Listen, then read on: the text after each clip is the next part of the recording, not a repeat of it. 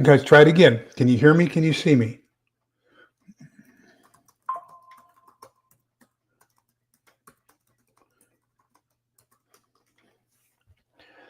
Can you hear me?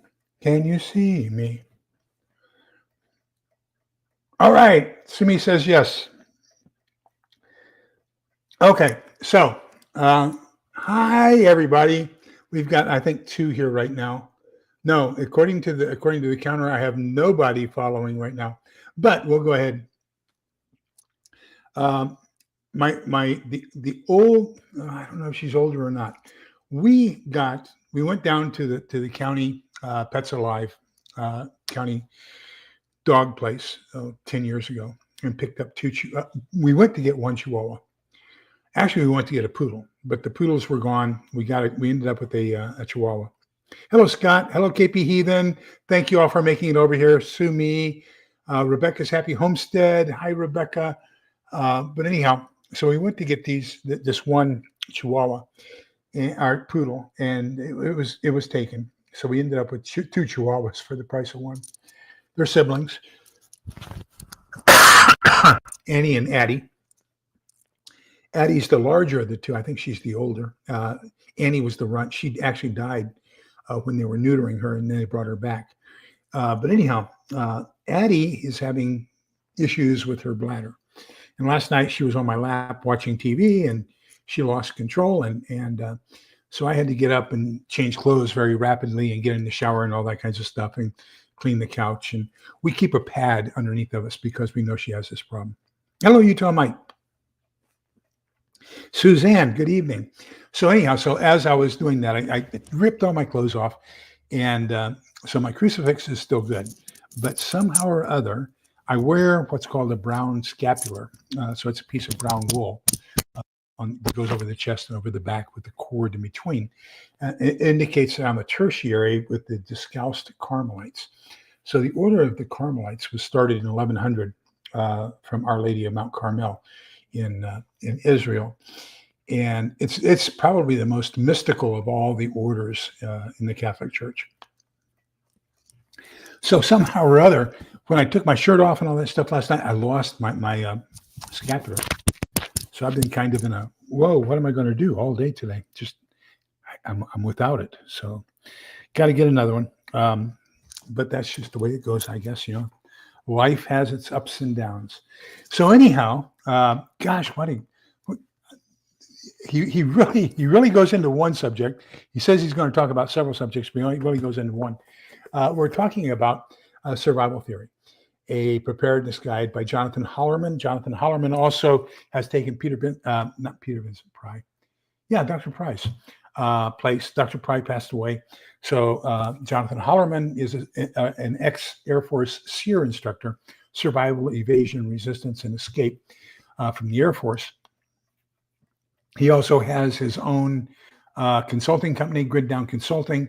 So he helps high-end people who want to build a bug out location, helps them, find one and how to design it so that everything's good.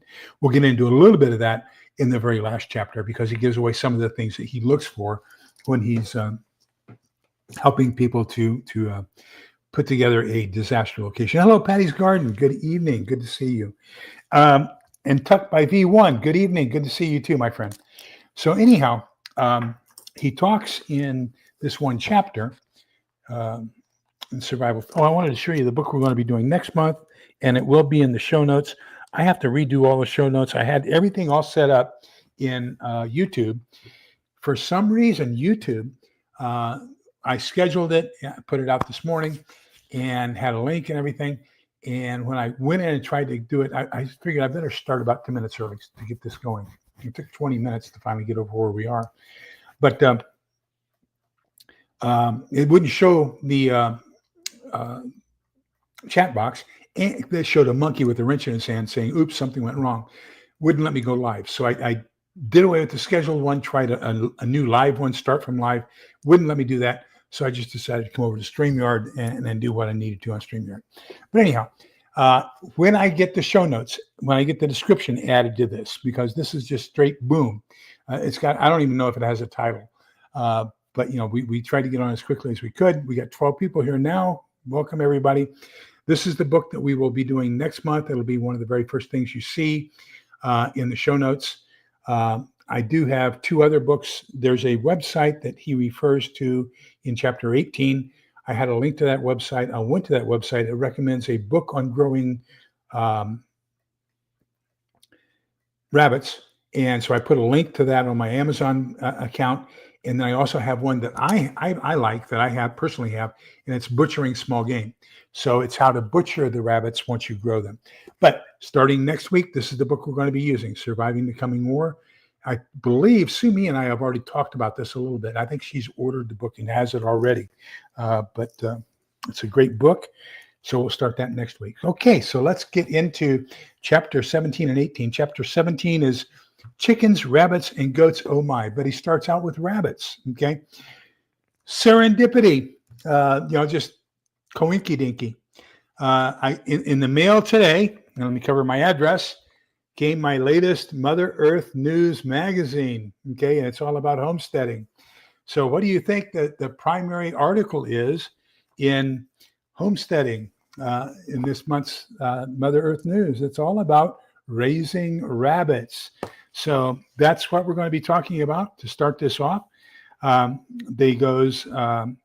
He recommends rabbits, catfish, chickens, goats, pigs, and cattle, the exact same things that Jonathan Hollerman recommends in chapter 18 of this book, or 17 of this book, and we'll be talking about that right now. He starts off, probably 8 pages on rabbits. Let me give you some of the things that I've highlighted. Triple G Farms is texting me. Just a minute. Let me see where we are. He probably can't find me. Had to restart with different channel. Just look for Cold War.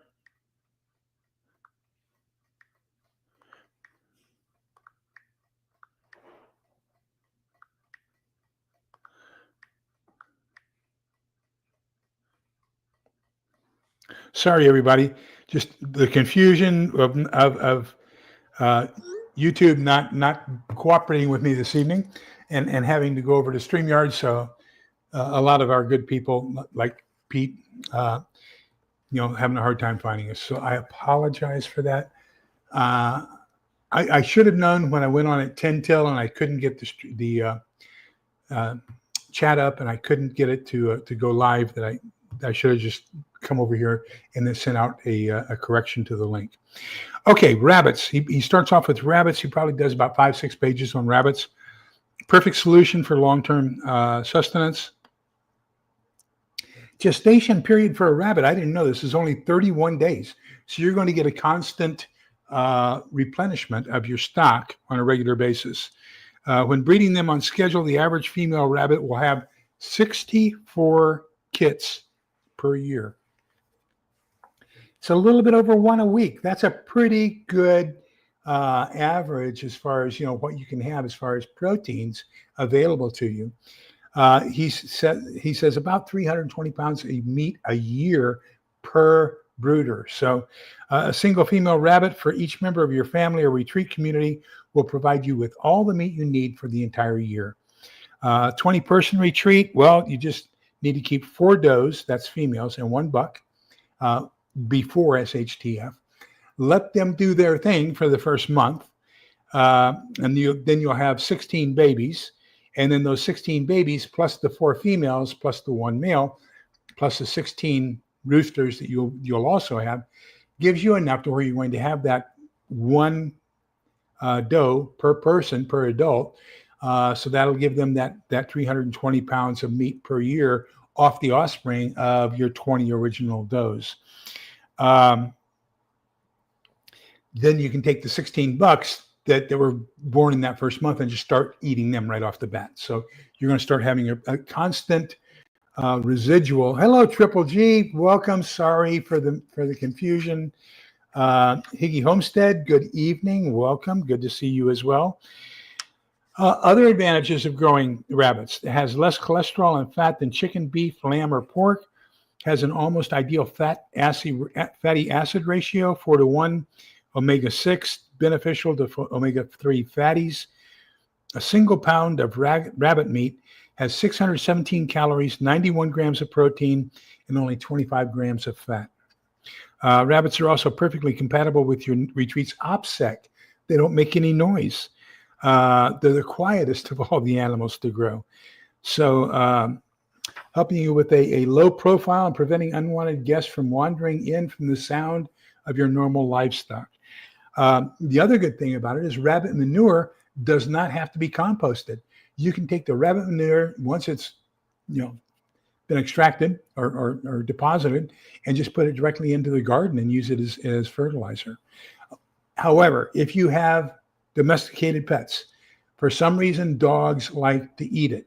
And when they do, it makes them sick. So we have to be very, very careful. We have rabbits around here. It's going to make a fib out of something he says here later on in this chapter. But we have cottontails all around here. We have jackrabbits all around here.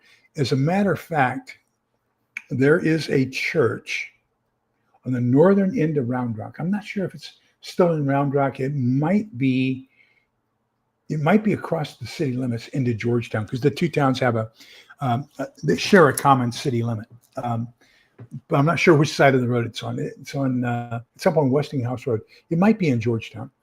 But anyhow, the name of that hill that this big mega church is on is called Rabbit Hill, because that was one of the largest wild rabbit areas in this part of the area. So we have rabbits here like you would not believe. As a matter of fact, they've been playing out in front yard underneath my pickup and underneath Helen's car, and they've been setting off the Ring doorbell alarm all day. They're just having a blast. We let the girls go outside to go potty, and they scared one away. It was in the backyard. So, yeah, rabbits grow very naturally around here. So grabbing those and then keeping them so that you can grow them, because we know they can tolerate the heat. We know they can tolerate the cold here in Central Texas because they're here already. They're native. So that would be perfect for us if I could capture, 4 does or at least 1 doe and 1 buck. And then that would be fantastic. It's not called a buck. That's a deer. What's it called?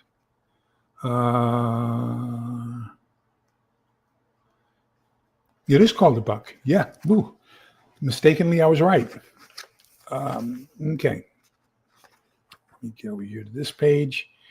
Rabbit seeds. Okay, so the website that he recommends for some of the best information on how to grow rabbits is hostilehair.com. So I'll put it here.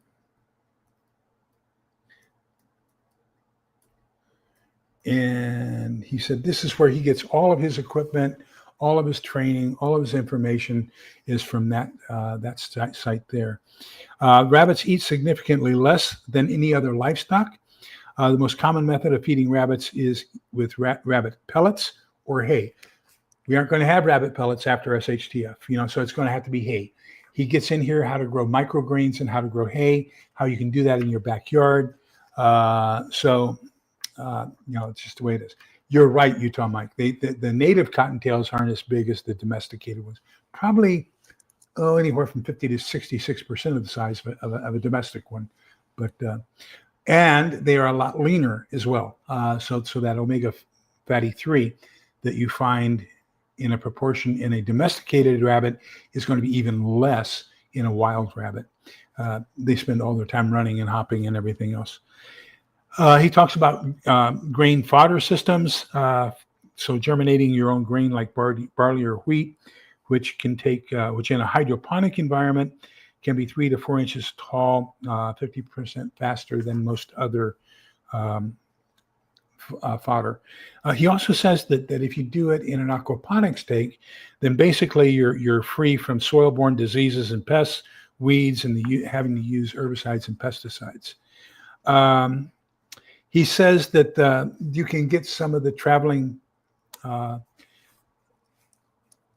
rabbit pins from either Hostile Ham hostile hair that I posted here, or halfpinthomestead.com. And but he strongly recommends you not confine them too much. You try to let them do a little bit of free range roaming. He recommends that if you are going to put them in a cage, a minimum size cage, so that you aren't being evil towards the rabbit, is 30 inches wide, 24 inches deep, and 18 inches high. He says he gets his cages from kwcages.com, kluberants.com, and bosequipment.com. When you build your cages, be sure to build them within sight of your watchtower or permanently guarded main security post. This is going to be guarded 24/7. This goes with your chicken coop if you decide to get one as well, and any other livestock that you may consider raising. Predators, especially the two-legged variety, we know who they are, can quickly wipe out your entire flock if you don't keep guard over them. Then he goes into chickens. An average chicken lays around 225 eggs a year, not quite an egg a day, but pretty close, depending upon the breed of chicken. At 70 calories per egg, you're adding around 16,000 calories to your family's diet per hen. So with a family of 4, you figure you might want to have 4 or 5 hens to keep your family fed. Let me see. I saw something interesting here. Shenanigans. Good evening. My dad had to build Fort Knox to protect his chickens, and not only from two-legged, but also from birds, from other predators, coyotes, foxes, wolves. It's terrible. Yeah, absolutely. They like to eat chickens, and snakes go for the eggs, believe it or not. So I've seen more snakes in hen houses than anywhere else I've seen. Mike, that's a lie. Rattlesnakes I see quite every time I have to get off the horse and open a gate. There's a rattlesnake at that gate post, and I don't know what it is about Western Diamondbacks, but they travel in pairs. There's always a male and a female together. It seems like whenever I have to open a gate, just the way it is. You should strive to have free-range birds as possible, while still enticing them back to your coop each night. So you have to do that with special treats, right? If you don't provide your birds any food, they're likely to start roosting out in the trees and laying their eggs in the bushes, and that's not going to do you any good. If they are completely free-range, what do they need you for? Over time, you'll start to lose more and more hens to predators, and your dreams of picking eggs out of nest boxes each morning will be gone. I have seen some chicken coops, both in Mother Earth News, and I strongly recommend, I'll put a link here to that magazine. If you're going to Homestead, they have some great stuff. They have a traveling chicken coop. So it's basically a chicken coop and brooding area, and it's got an open area in front, but each day it mechanically moves to expose the chickens to more fodder. And then, of course, it deposits the chicken poop onto the area it just vacated so that you've got fertilizer and it's going to regrow it. But it's a fantastic system. I was just watching one on YouTube over the weekend where they are basically brooders that you can hang on a fence, and the chickens can get in there, and you can still get in from the rear and extract the eggs. Let me see. 10 birds should be ready to go for when SHTF happens, and 1 rooster. So 10 chicks, 1 rooster, or 10 hens and 1 rooster for SHTF. If you live in an HOA, if you live in a suburban area like I do, you're probably not going to be able to have, thank you, Sue Me, a chickmobile. So you're not going to be able to have chickens before SHTF. Although there was a bill, I don't know if it passed or not, there was a bill here in Texas that because of shortages of, and as a result of the bird flu, where they had to kill, millions of chickens. And there was a shortage of eggs, and egg costs were going up. So there was a bill here in Texas that said that HOAs can't restrict a certain number of chickens for people who wanted to grow chickens in their backyard. I don't know if that passed or not. I should have paid better attention to it, but I didn't. Okay. Then he's got, this is it. So we've talked about chickens, and we've talked about rabbits. So we got this, and this is all the other animals. Okay. So then he says other animals that you might want to consider: cows, goats, pigs. But let me see here. He says goats are the best source of milk for your retreat. He says, and Sumi, help me.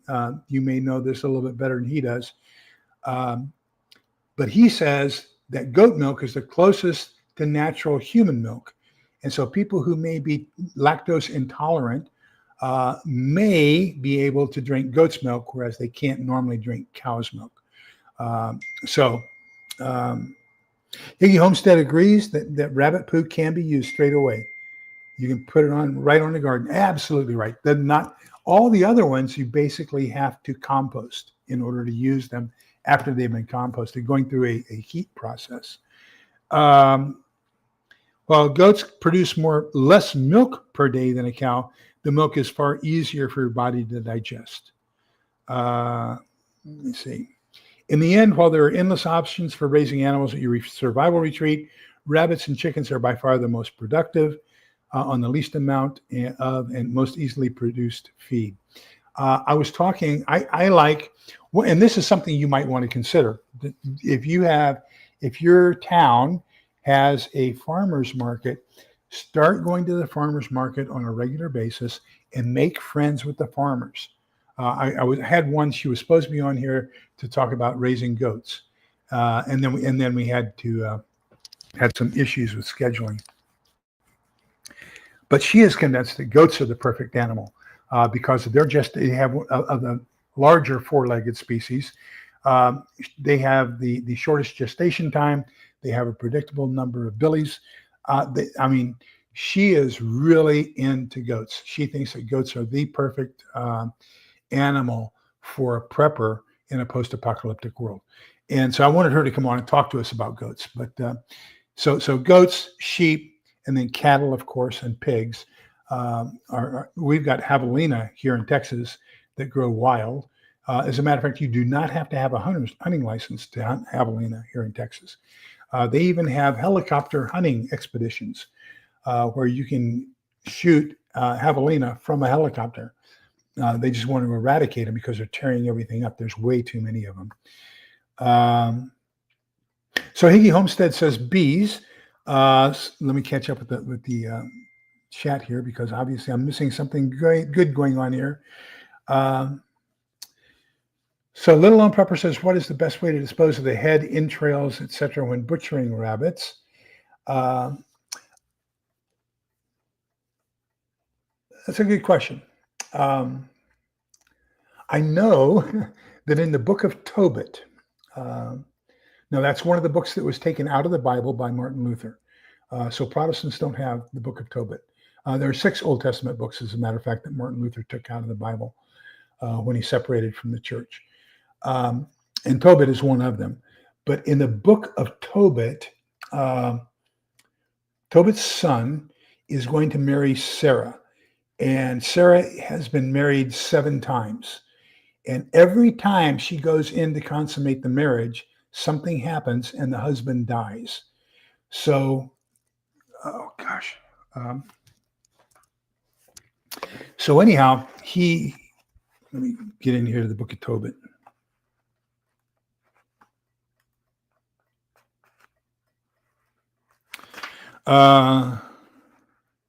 So he's visited by Raphael, the angel, and tells him how to marry her and not die. And so what they do is they go into the wedding chamber and they pray.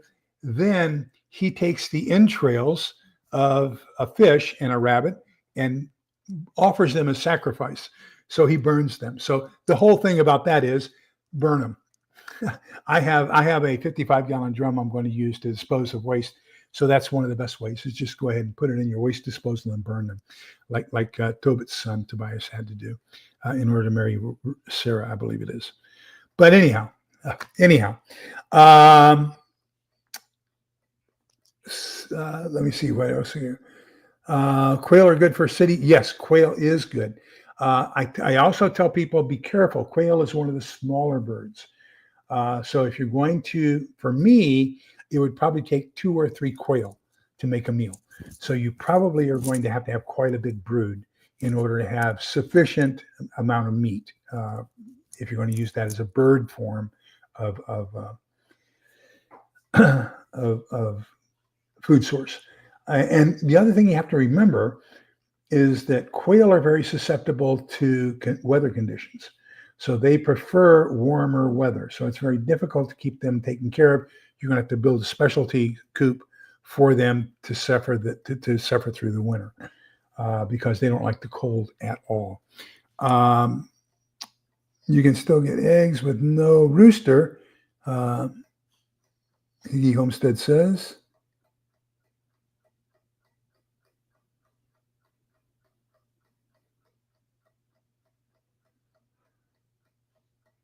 Where was it? Okay, there it is. You can still get eggs with no rooster, but you can't have them because noise. Oh, if you can't have roosters because of the noise. Thank you, Higgy Homestead. Let me see. So, and Higgy Homestead uses goat milk for making soap. And then she's talking about raising bees. That's a whole different thing. And I would encourage you to look into any way you can support bees. We are losing our bee population. You talk about something that will destroy the earth. If we don't have bees and other flying insects to pollinate the plants, then pretty soon our vegetation will go away as well.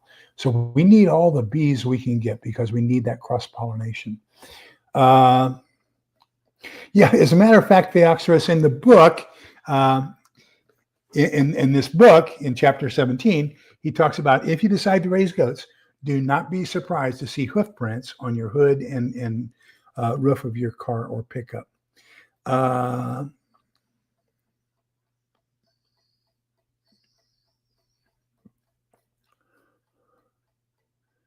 Okay, I'm having a hard time keeping this new mouse is. I got a new mouse because the old one was going out and it messed up.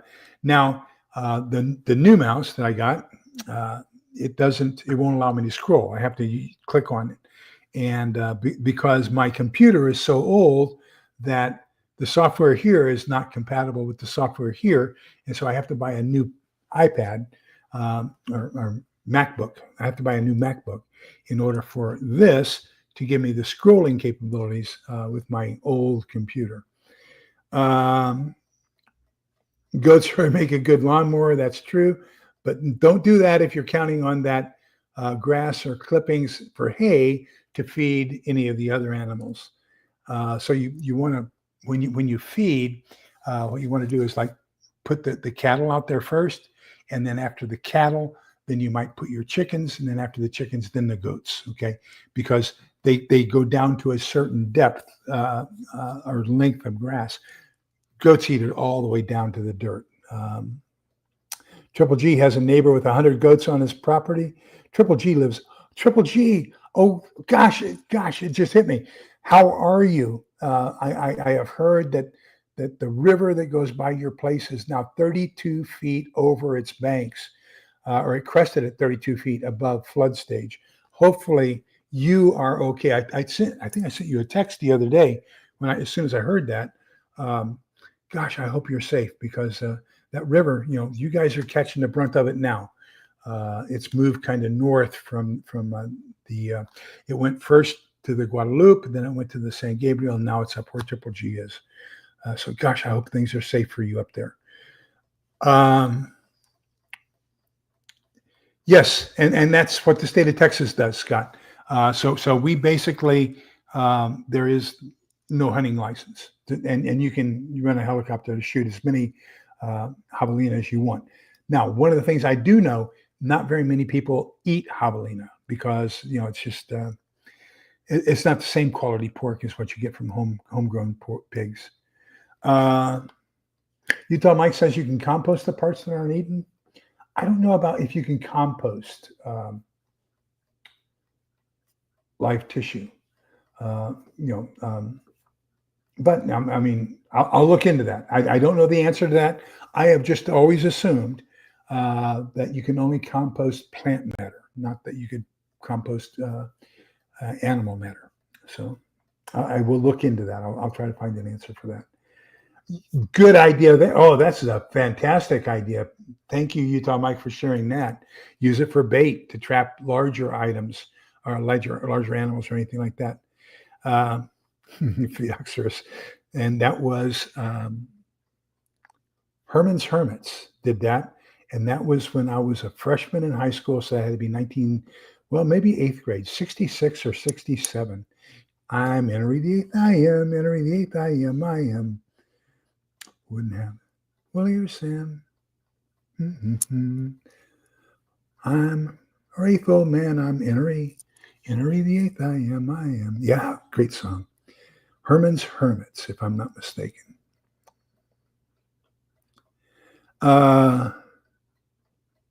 So Higgy Homestead says you need 3 female quail for every male. And Tammy Harder, good evening. Good to see you. Okay. Well, let's get into the next one, which is basically the home or the retreat. Everything in here, I am convinced that when he talks about bugging out, he's not talking about bugging out in the sense that we might talk about bugging out. He's talking about moving from his primary residence to his bug out location that he has already purchased, he has already secured, he has already set up and everything else. The vast majority of us are lucky to have one place, let alone 2. I don't have a bug out location all set up. It's definitely not fortified. It's definitely not, guarded or anything like that. Anything that I put in there is susceptible to theft while I'm not there. I can just imagine if I had a place like that and I lived here, when I tried to move there, somebody would already be there enjoying all the food that I'd stored up and all the weapons and ammunition that were there and would keep me out of there. So, I'm not that rich. I can't afford to have another place. So wherever I am is where is my hunker down location. I'm not going to bug out unless something causes me to bug out. Radioactive fallout. Probably not a flood. I'm up on top of the hill. The river's down, Brushy Creek's down there, pretty far down. I'd say probably about 150 to 200 feet below me. I told you the story about my daughter. So what happens is all of our sewage from on top of this hill goes down to a collection point for Brushy Creek mud. And so in 1997, I think it was, lightning. So all our sewage goes down to a collection point. That collection point has a pump. The pump then takes that raw sewage up over another hill and then gravity feeds it into the city of Austin. So we basically use the city of Austin for our sewage processing. Well, and I think it was 1997, and that was kind of a pun. Well, 1997, lightning hit that pump that took all the collected sewage and fed it up, and then dropped it down the gravity feed into Austin. And so that pump was not pumping the sewage up the hill to be gravity fed. So it all collected at the collection point, and then it overflowed. Well, it overflowed into what's called Brushy Creek. When it overflowed into Brushy Creek, that's where our wellhead is. So we didn't actually draw it from the creek itself. We drew it from underneath the creek, a karst down there, and a subterranean reservoir. We were concerned about that, but we found out that the wellhead for our drinking water was about a quarter of a mile upstream from where the sewage was in the water. But then my daughter came down and became the first confirmed case of cryptosporidiosis, which you get from basically drinking water that's been contaminated with fecal matter. And the reason that happened was because we found out there was a crack in the karst, and it took all that overflow. Well, not all of it. It took a portion of the overflow from the raw sewage and then injected it down into our wellhead. So we were basically pumping sewage into our drinking water, and so we had to shut down our water system for a while we did it and purified it. So, so you have to be concerned about things like that. So here up on top of this hill, not concerned about flooding. Tornadoes, yes. Hail, yeah. We've had softball size hail. Tornadoes, that would probably cause us to hunker down and may cause us to have to bug out after we decide that the house has been destroyed. We have had significant hail damage. As a matter of fact, softball size hail came through the skylight into the kitchen and broke that. So what else do we have?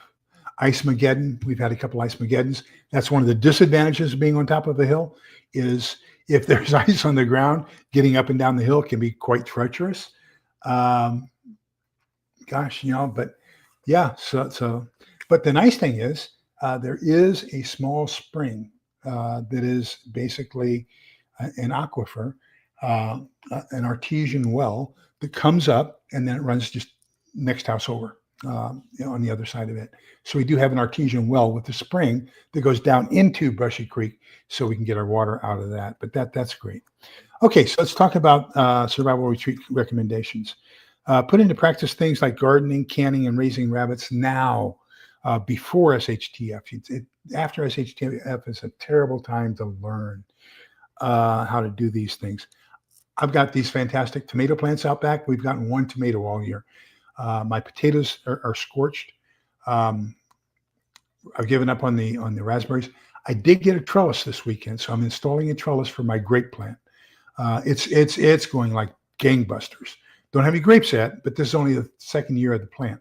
So I have a feeling I've got another year or two. That's another thing you have to be concerned about is some of the plants that you have don't reach maturity to produce fruits or anything like that for anywhere for up to 3 to 5 years. So make sure you get those planted now. Hi, Kaylin, welcome. I am so sorry I missed your live last night. Helen's in a program. She's taking an experimental medication, and she had a very severe reaction. So for the past 3 days, we've probably gone through 25 barf bags. And so I think she's going to be off the program tomorrow because of side effects. But she's really, really had it rough. So I was taking care of her last night. So I apologize for not being there to support your live last night.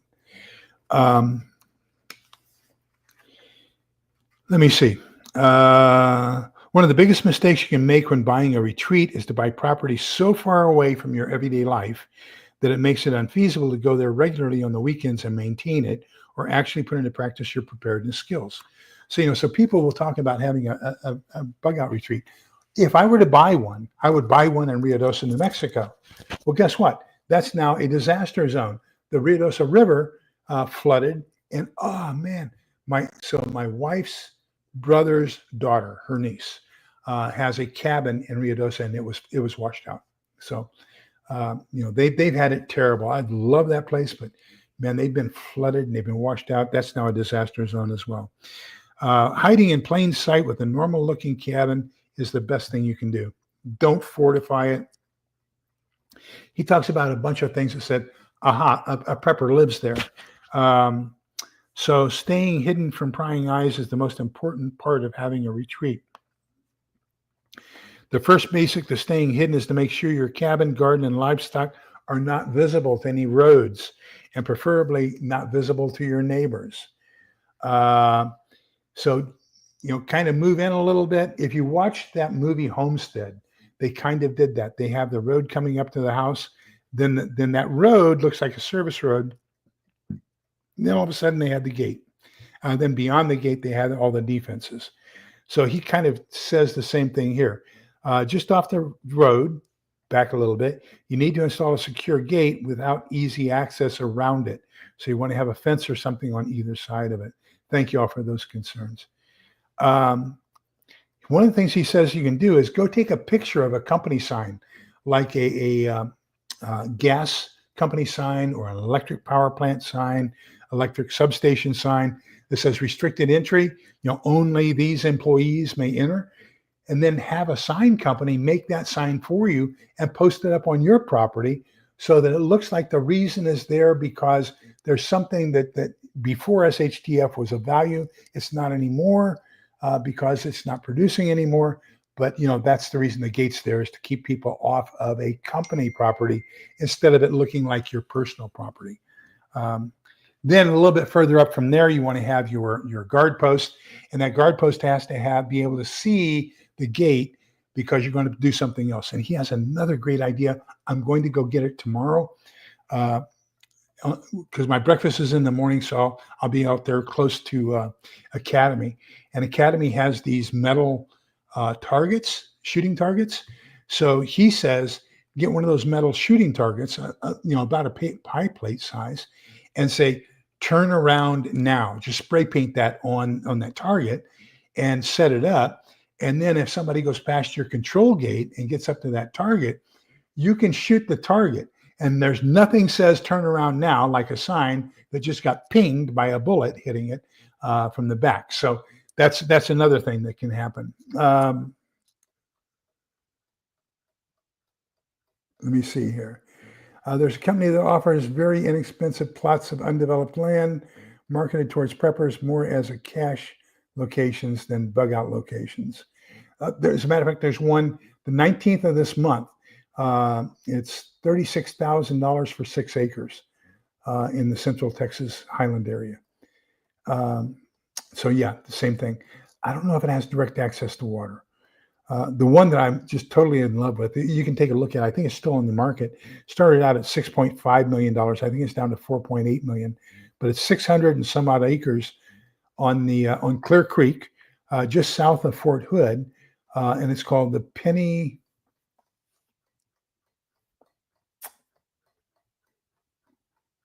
Lucky Penny Ranch. I think it's down to 4.8 million now. It started out at 6.5, but oh my gosh, a stocked tank with fish in it, catfish, bass, sunfish, everything else. It's got good hunting area. It's an ideal prepper location. And although it's a little bit too close to Colleen, Coppers Cove and Fort Hood, but gosh, I would love to have that place. Somebody please buy me a winning lottery ticket. There's the rain. Then after your guard post, have your property take an S turn so that people are having to double back on themselves. Then you want to have another security post in that S turn. You want to be able to see hungry stragglers approaching from as far away as possible. He says, don't use at that ultimate, coming up close to the house. He says, if you use professionally made signs, other than that one, that it's a gas company or electric company property or something like that. If any other sign you have, if you have plywood or metal or something else that you can put it up with, spray paint your sign. Don't have it look professional. What's the difference? Well, if you spray paint it, it looks like you're reacting to SHTF. If it's prepared and professionally done, you have prepared for SHTF. So think of the difference of the two messages that you're giving to people who are coming up. So if you just spray paint it as a last resort, then people are thinking, aha, this guy is doing this as a last resort. If you have it printed ahead of time, this guy has spent some money ahead of time, so he's probably trying to protect something. Says no trespassing. This is what you want to spray paint. Past this point, if you do, you will be shot on site. No questions asked. And then put down below, we don't have any food either. So and this is where he talks about that steel target that I was telling you about. There's nothing that screams prepper or a person with food louder to your neighbors and local community as building a concrete fortress or installing extravagant steel shutters on your cabin. Have an escape plan in case you get overrun. And a good escape plan also allows you to re-infiltrate back inside when they least expect it and exfiltrate them. I had never thought of that, of having a two-way where you can get out, but you can also get back in. So now you're from the inside out, clearing them out instead of having to come back in.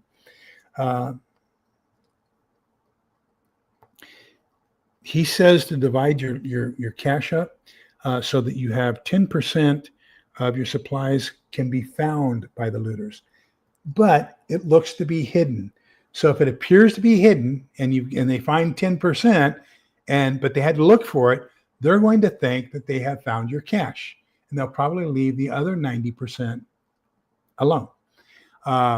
Whereas if you try to, if you leave 10% out and it's easy to get to, then you're going to look for the hidden portion. So try and take 10% of your hidden portion and make it a little bit easier to find, but not easy to find, if you know what I mean. So another thing I would highly recommend is to have a sniper hole or two facing your cabin and garden from another protected spider hole or sniper hole. He talks about it here, and this is something that I constantly think about with my location. And if I am going to help somebody with food, at some point I have to open my door, okay? I'm not that worried about the people who are standing at the door. I've got security systems where I can see who's standing at the door. What I can't see is 350 yards that way, the guy with the sniper scope, okay, who can see me, but I can't see him. That's what has me scared, are snipers, not people right at the door. I can take care of them. Thank you. You're welcome. And then the same thing out this door. I can probably see, oh gosh, I'm going to say probably 300 yards, no, 250 yards. I can see, and there's not that much out there, but that's a perfect location for a sniper to shoot at me as well. So, those are the things you got to be worried about is, those people who are out there mid-range, long-range, who can see you, but you can't see them. That's something you've got to take into consideration. He says there's no reason to have bulletproof windows if the shots can go through your wall. So if you've got siding and, wood siding or paneling, and then all you've got is a 1/4 inch of wood and then some R35 batting and maybe a protective barrier for vapor control, and the bullet can go right through that. So why worry about bulletproof glass if they can just shoot you without having to go through the bulletproof glass? So if you're going to install bulletproof glass, make sure that all the stuff around it is also bulletproof. That's Jack Law. Good evening. Good to see you. Welcome. Very good comment. Yeah, if you can read this, you're in my scopes or you're in range. So this is another one. I don't know a way around it. Another item that screams prep or retreat are large banks of solar panels on your property. The one good thing I can say is that the road is here. My solar panels are on this side of the house. So they aren't immediately visible from that side, from the street. So, that's one part of good news. But, if you go around to the side, then you can see it. Higgy Homestead wants to have a home with a moat with alligators. You tell Mike that's a wise thing to consider. Okay. Yes, fifth ops. As a matter of fact, if you look back, not this week, but the week before, and then I also have a short on perimeter alarms, talked by V1, and I talk about fifth ops. And so I now have a half dozen 12 gauge and a half dozen 22 gauge trip alarms by fifth ops. Now, the good thing is that with the 12 gauge, they also sell a couple of things. They sell flashbangs, which is great. That even in the middle of the night, that'll blind them, a loud noise. It'll also make sure everybody inside your retreat knows that there's something going on out there. And what I say in that prepper tip is make sure you don't have those trip wires too low, because you don't want a coyote or a rabbit or something like that to set off your alarms. You probably want them at least waist high. So what I've done is they have these electric fence posts that you can get at Tractor Supply, and it's basically so you can run an electric fence line and keep your cattle or your horses inside an area with just a single wire because it's electrified. So I went and bought those. So I'm going to have a combination of trip wires, tanglefoot, but I'm also going to have waist-high trip alarms throughout my yard. And those are connected to they're connected to cowbells. They're connected to fishing bells. Yes, there are fishing bells and fishing lights that are activated when the pole moves. And then I've got 12 alarms from Fifth Ops, which are fantastic. But they not only have, you can use a 12 gauge shell, and of course it will do some destructive things when it goes off.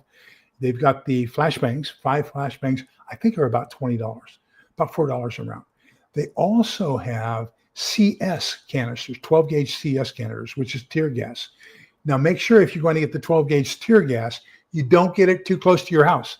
You don't want that stuff blowing in on you when it's meant to deter the others. So make sure that you know your prevailing winds. You're going to have it downwind from where you are, and you're going to have a likely approach route for them so that it goes in their face and not in yours. But Fifth Ops also has CS canisters for their triple arms, which is tear gas. Scott Hunt, in his DVD available through the Survival Summit, is entitled Home Improvements. That's EMP improvements. So make sure you take care of EMP issues as well. If you're running your generator so he talks about the possibility of generators. He recommends LPG, liquid petroleum gas generators, burying a 20,000 gallon tank. And then you can run that generator and charge your batteries for like 2 hours a day. And with a 2,000 gallon underground propane tank, that should last you a year to a year and a half, 2 years, if you only run your generator for 2 hours a day. That would be enough to keep your refrigerator, freezer taken care of. If you want to run a bread machine, recharge your solar panels and all that kinds of stuff. The burglar bomb, Repulsar 4, kind of like what we were just talking with Fifth Ops.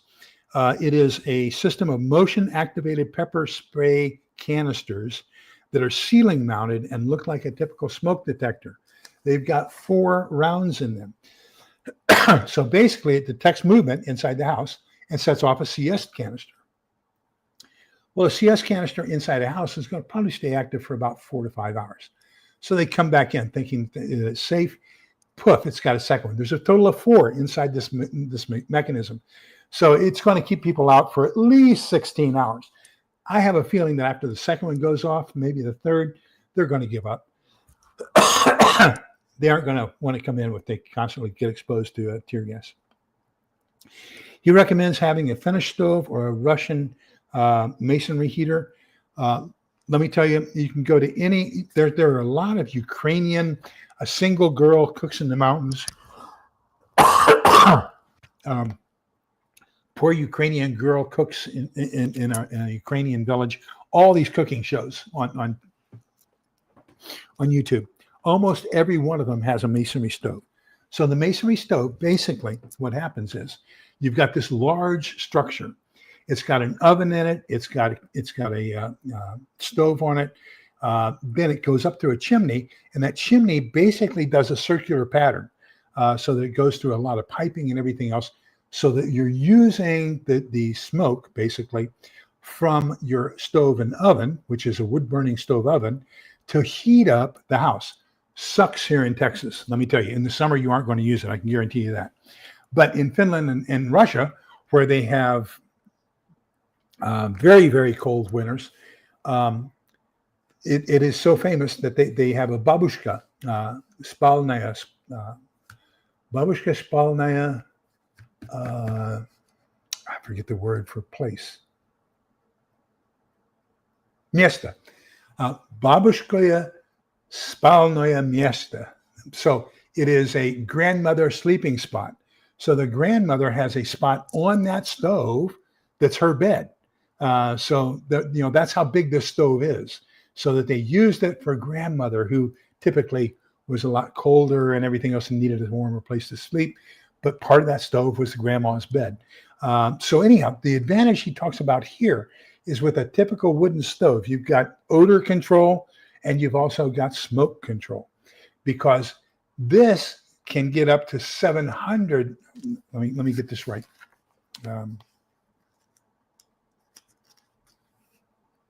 Okay, masonry heater burns at nearly 2,000 degrees, as opposed to the average wood stove, which burns at only 700 degrees. So because of that high combustion temperature, you basically have a more perfect combustion. So there is very little smoke. There is discharge, but not smoke. Okay. So you're going to have, that's going to be used up basically throughout the house. So when you put your hand over the exhaust stack, basically it's almost ambient temperature, a little bit warmer, but pretty much ambient temperature. It's something else. Usually costs around $80,000. Plus you have to do modifications for, and it takes up an awful lot of space. But if you're building someplace, that's something to consider having in your bug out location. One of the biggest mistakes you can make in buying a retreat is to buy property so far away from everyday life that it makes it unfeasible to go there regularly to maintain it or actually put it into practice your overall preparedness skills. Talked about the sniper hole. We talked about the bulletproof windows. Here we are. Okay, so that's that cost. Okay, so that's pretty much it, what he covered as far as, I can take all my bookmarks out. That's pretty much everything he covered in that. Let me tell you, the blue tab here on this book are all of his charts and lists. So he has bug out bag list, bug out bag checklist, first aid kit checklist, trauma kit checklist, items for your home if you're going to hunker down checklist, all kinds of great stuff. Fantastic book. I strongly recommend that you get a copy of this book and read it, highlight it, tab it, okay, and keep it in your library so that you know exactly where it is and you can access some of the stuff if you haven't memorized it. So let me see where we are.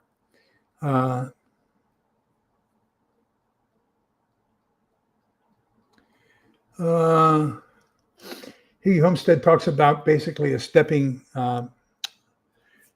thing. I did a video on how you can make tetrahedrons, cauldrons, and basically what you can do is if you take there are those large 2-inch staples that you can get at any fence staples. You can get at any hardware store. Just pry those open so that's a 90 degree, okay, like that, and then you can take another one. Take the two of them together like this and then weld them, or you can use super glue type stuff. And that way you've got, 4 legs coming out, and those 4 legs are going to have at least one poking up no matter how it lands. You're going to have 3 in contact with the ground, 1 pointing straight up. It may only be 2 inches, but that's all you need to do. You only need a 1/2 inch to go through a boot. So those are going to be a little bit easier to hide.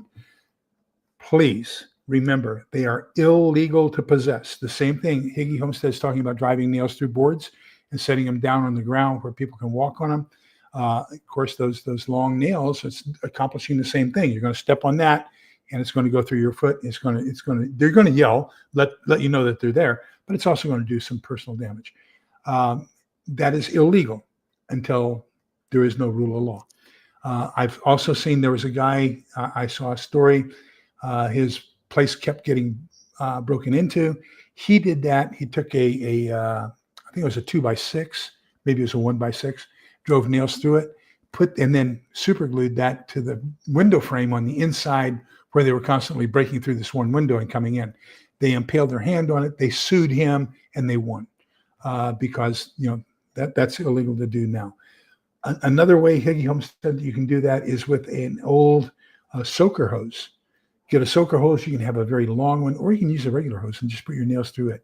Problem you're going to have with that is trying to make sure that the nails stay upright. In comparison to when you do it with the board, it's fairly easy. They're going to be upright. Gosh, we could talk about trips and traps and snares and everything else for almost an hour in and of itself. But yeah, there's all kinds of things that you can do. I was thinking because the entrance, our house, the garage is on one side, and then we've got a bedroom on the other, and a kind of a recessed entrance.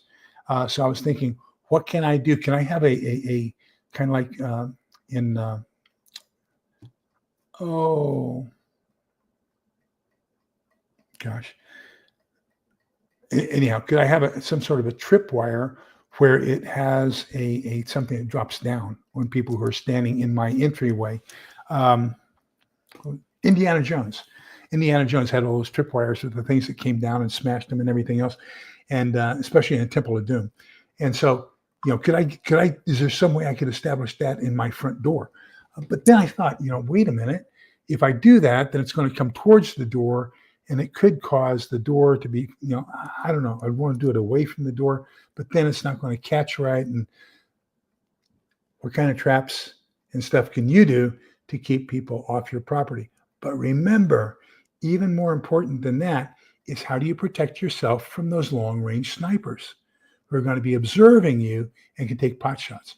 One of the best things, remember, the vast majority of assaults on castles and fortified areas from Memoriam, okay, is that you sat outside and starved the people to death on the inside to where, and until siege equipment.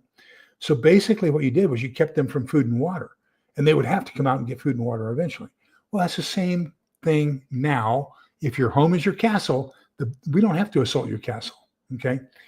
You've got to come outside for something at some point. Maybe it's just to dispose of all your human waste because you're tired of the odor inside of where you are. You need to get rid of it. Well, when you come out, one at a time, you're a target. So think of all those things when we're starting to talk about how to defend your homestead and everything else. So that's pretty much it. Don't forget that next week we start this other book, Surviving the Coming War. That's looking more and more likely as we go on. Look at that. I've already got a tab in it. Can you believe that? Okay. So thank you all for making the migration over here. I'm sorry for the confusion. I'm sorry for that we were having problems with YouTube twice. I did the scheduled one, then I tried to do a surprise live. Both of them, YouTube is messed up this evening for some reason. I apologize for that, but thank you for sticking with us, and thank you for your fantastic sharing in the comments. I really, really appreciate that. You guys come up with such great ideas. Thank you so much for that. So, Book of Numbers, chapter 6, verses 24, 25, 26. The Lord bless you and keep you. The Lord let his face shine upon you and be gracious to you. The Lord look upon you kindly and give you peace. So, remember, we're all in this together so we can come out the other side together. Please be kind, polite, and respectful to each other. Help each other out as much as you can. I love the fact that you do it here in the chat, and we'll all get through this together. Take care, everybody. Have a great evening. See you next week, where we're going to talk about how to survive the coming war. Take care, everybody. Bye-bye.